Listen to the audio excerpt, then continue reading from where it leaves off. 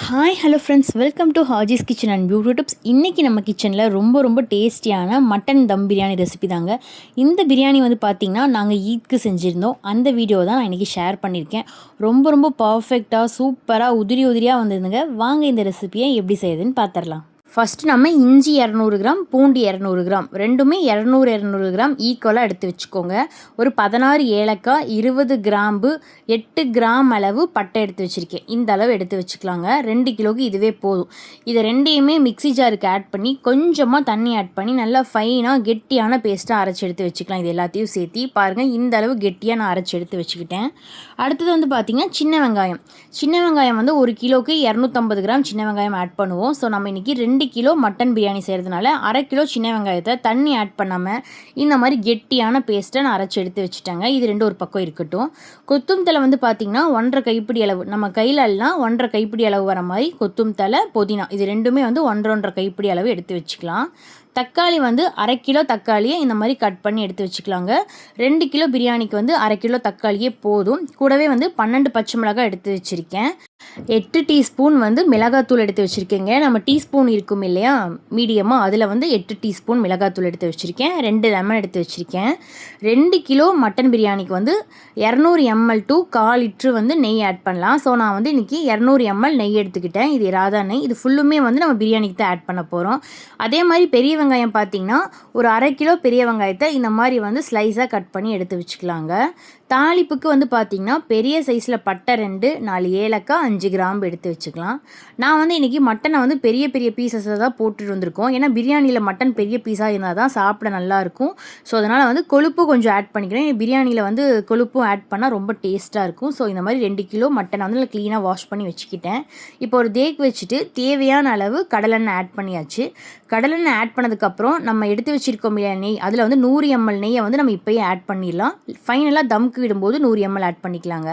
இது ரெண்டுமே நல்லா சூடானதுக்கப்புறம் நம்ம எடுத்து வச்ச பட்டை, கிராம்பு, ஏலக்காய் ஆட் பண்ணிவிட்டு அது நல்லா பொரிஞ்சு வரும்போது பெரிய வெங்காயத்தை ஆட் பண்ணிடலாம். பெரிய வெங்காயம் வந்து நல்லா கோல்டன் ப்ரௌன் ஆகிற வரைக்கும் வதக்கி விட்டுக்கலாங்க. பெரிய வெங்காயம் நல்லா வதங்கணும், அப்போ தான் வந்து பிரியாணி டேஸ்ட்டாக இருக்கும். ஸோ நல்லா கோல்டன் ப்ரௌன் ஆகிற வரைக்கும் விட்டுடலாம்.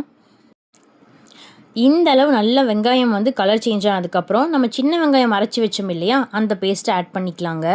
ஒவ்வொரு மசாலாவும் நல்லா வதங்கினதுக்கப்புறம் தான் ஆட் பண்ணணும். இப்போ சின்ன வெங்காயம் நல்லா வதங்கி கலர் சேஞ்ச் ஆனதுக்கப்புறம் நம்ம இஞ்சி, பூண்டு, பட்டை, கிராம்புலாம் அரைச்சி வச்சோம் இல்லையா, அதை ஆட் பண்ணிக்கலாம். ஃபஸ்ட்டு நம்ம சின்ன வெங்காயத்தை நல்லா வதக்கி விட்டுக்கலாங்க. இந்த மாதிரி பாருங்கள், இந்த அளவு கலர் சேஞ்ச் ஆனதுக்கப்புறம் நம்ம அரைச்சி வச்ச இந்த மசாலாவையும் ஆட் பண்ணிவிட்டு இதுவும் நல்லா பச்சை வாசம் போகிற அளவு வதக்கி விட்டுக்கலாம்.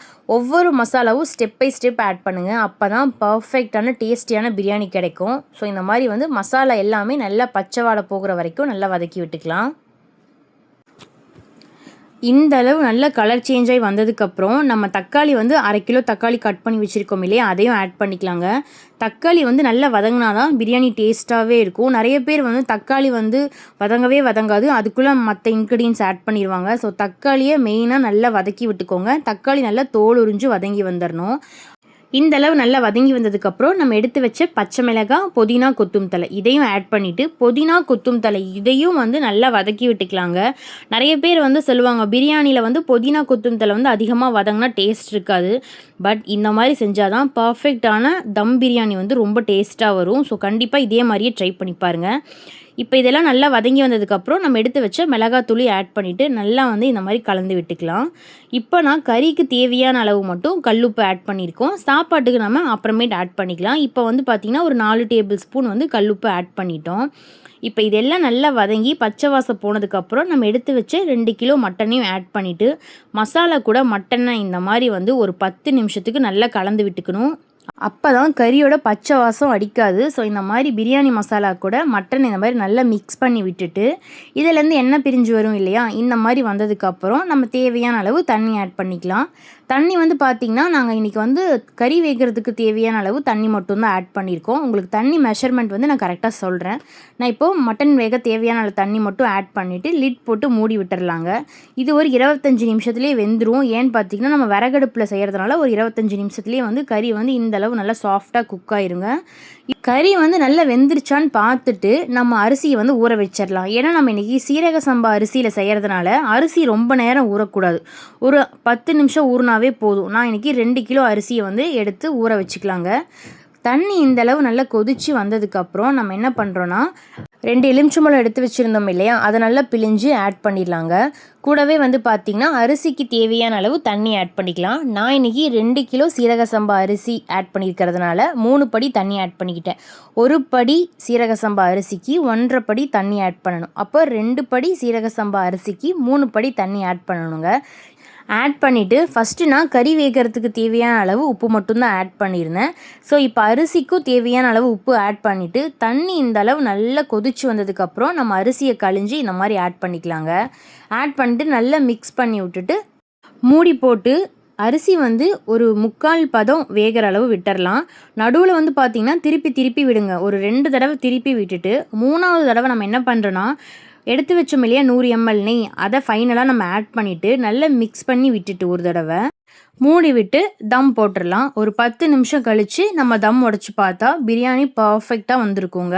நம்ம அடுப்பு கறி இருக்கு இல்லையா, அதையே எடுத்து போட்டு ஒரு 10 நிமிஷத்துக்கு நல்லா தம் போட்டு விட்டுருங்க. அவ்வளோதாங்க, 10 நிமிஷம் ஆயிடுச்சு. இப்போ ஓப்பன் பண்ணி பார்த்தா ஒரு பர்ஃபெக்டான முஸ்லீம் ஸ்டைல் தம் பிரியாணி சூப்பராக ரெடி ஆயிடுச்சுங்க. பிரியாணி அவ்வளோ உதிரியாக ரொம்ப சூப்பராக வந்துச்சு. நம்ம எந்த கலரிங்கும் ஆட் பண்ணல. பிரியாணி எவ்வளோ கலராக பர்ஃபெக்டாக வந்திருக்கு பாருங்கள். மட்டன் பீசஸ்லாம் ரொம்ப நல்லா சாஃப்டாக குக் ஆகிருந்துச்சு. நிறைய பேர் வந்து பிரியாணிக்கு நிறைய மசாலா ஆட் பண்ணுறாங்க. பட் முஸ்லீம் ஸ்டைலில் கல்யாண வீட்டு ஸ்டைல்லையும் சரி வீட்லேயும் சரி இதே மெத்தடில் தாங்க நாங்கள் ஃபாலோ பண்ணுவோம். கண்டிப்பாக நீங்களும் ட்ரை பண்ணி பாருங்கள். அடுத்ததாக வந்து பார்த்திங்கன்னா கல்யாண வீட்டில் தயிர் சட்னி செய்வோம்ல, அதே மெத்தடில் தாங்க செஞ்சுருந்தேன். பெரிய வெங்காயம், கொஞ்சமாக கேரட்டு, கொத்தமல்லி தழை, பச்சை மிளகாய் இதெல்லாம் ஆட் பண்ணிவிட்டு கூடவே வந்து கெட்டியாக தேங்காய் பேஸ்ட்டு அரைச்சி கொஞ்சமாக ஆட் பண்ணிட்டேங்க. ஒரு 3 to 4 டேபிள் ஸ்பூன் தேங்காய் பேஸ்ட் ஆட் பண்ணிவிட்டு கூடவே கொஞ்சமாக ஒரு 1/4 டேபிள் ஸ்பூன் இஞ்சி பேஸ்ட்டையும் ஆட் பண்ணி நல்லா மிக்ஸ் பண்ணி விட்டால் கல்யாண வீட்டு ஸ்டைலில் தயிர் சட்னி சூப்பராக ரெடி ஆயிரும். கண்டிப்பாக ட்ரை பண்ணி பாருங்கள். கூடவே வந்து சிக்கன் 65யும் ரெடி பண்ணிட்டேன். நான் வந்து கடை மசாலா தான் ஆட் பண்ணேன். பட் கடை மசாலா ஆட் பண்ணாலும் சம்டைம்ஸ் வந்து மசாலா வந்து ஒட்டாமல் தனித்தனியாக பிரிஞ்சு வந்துடும் இல்லையா, அதுக்கு இந்த மெத்தட் ஃபாலோ பண்ணுங்கள். ஒரு சின்ன கப் நிறைய தயிர் ஆட் பண்ணிக்கோங்க. கூடவே 2 டேபிள் ஸ்பூன் இஞ்சி பூண்டு பேஸ்ட்டு, 2 முட்டை உடச்சி ஊற்றி வாங்கி வச்ச பேக்கெட் மசாலையும் ஆட் பண்ணிவிட்டு மிளகாத்தூள் 1 டேபிள் ஸ்பூன் ஆட் பண்ணிவிட்டு நம்ம எடுத்து வச்ச சிக்கனையும் இந்த மாதிரி நல்லா ஆட் பண்ணி ஒரு 1 மணி நேரத்துக்கு மேரினேட் பண்ணி வைங்க. ஃப்ரிட்ஜில் வச்சுருங்க மேரினேட் பண்ணி. இப்போ நம்ம ஒரு கடாயில் தேவையான அளவு ஆயில் ஆட் பண்ணிவிட்டு ஆயில் நல்லா சூடானதுக்கப்புறம் நம்ம வந்து சிக்கனை ஆட் பண்ணிக்கலாம். சிக்கனை ஆட் பண்ணிவிட்டு லோ ஃப்ளேமில் வச்சுருங்க. ஏன்னா அப்போ தான் சிக்கன் வந்து நல்லா குக் ஆகும். இப்போ நான் காமிக்கிற பாருங்கள், சிக்கன் 65 கொஞ்சம் கூட மசாலா உதிராமல் எவ்வளோ சூப்பராக வந்திருக்குன்னு. சிக்கன் 65 ரொம்ப டேஸ்ட்டாக இருந்துச்சுங்க. கண்டிப்பாக இந்த மெத்தடில் ட்ரை பண்ணிங்கன்னா ரொம்ப நல்லாயிருக்கும். ஃபைனலாக 65 தயிர் சட்னி, பாயாசம், பிரியாணி எல்லாமே ரெடி ஆயிடுச்சு. ரொம்ப பர்ஃபெக்டாக ரொம்ப டேஸ்டியாக வந்துருந்ததுங்க. இதே மெத்தடில் நீங்களும் கண்டிப்பாக ட்ரை பண்ணிவிட்டு எப்படி இருந்ததுன்னு கமெண்ட் பண்ணுங்கள். இந்த மாதிரி எங்கள் வீட்டு ஸ்டைல் ரெசிபி வீடியோஸ்க்கும் baby weight gain videos, weight loss videos, அது மட்டும் இல்லாமல் ப்ராடக்ட் ரிவ்யூஸ் வீடியோஸ்க்கெலாம் நம்மளுடைய சேனலை சப்ஸ்கிரைப் பண்ணிக்கோங்க. கூட இருக்க பெல் சிம்லேயே கிளிக் பண்ணிக்கோங்க. அப்போ தான் நம்ம போகிற வீடியோஸ் எல்லாமே நோட்டிஃபிகேஷனில் காமிக்கும். தேங்க்ஸ் ஃபார் வாட்சிங்.